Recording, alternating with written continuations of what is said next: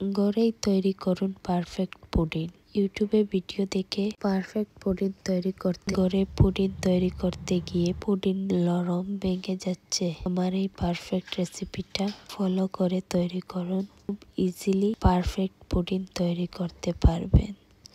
আমি 3টা ডিম দিয়ে 1 বাটি পুডিং বসাবো, তাই 3টা ডিম দিয়েই করব।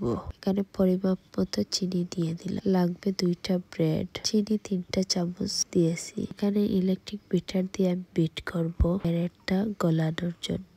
আপনারা দুধে ভিজিয়ে নরম করে হ্যান্ড উইক্স দিয়ে ডিমের সাথে মিক্স করতে পারেন। হ্যান্ড উইক্স বা কাঁটা চামচ দিয়ে ভালো করে মিক্স করতে হবে। এটা মিল্ক ফ্লেভার, ভ্যানিলা এসেন্সের পরিবর্তে মিল্ক ফ্লেভারটা দিলাম যাতে ডিমের গন্ধ পুডিংয়ে না থাকে। এখানে 1.5 কাপের মতো দুধ দিব।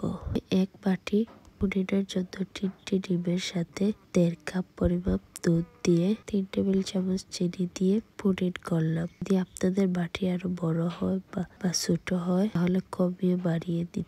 একটি পাত্রে চুলায় বসিয়ে পানি দিয়ে একটা স্ট্যান্ড দিয়ে দিলাম। স্ট্যান্ড না দিলেও হবে, ডাইরেক্ট বাটিও বসাতে পারেন। তো বাটিতে মিশ্রণটি দিয়ে এবং চুলায় বসিয়ে দিলাম। বাটিটি জালে বসিয়ে দিলাম। বাটির সাইজ বড় হলে ডিম ও দুধ পরিমাপ বাড়িয়ে দিবেন। তো আমি ঢাকনিটা লাগিয়ে হাঁড়িরও ঢাকনি লাগিয়ে দেব।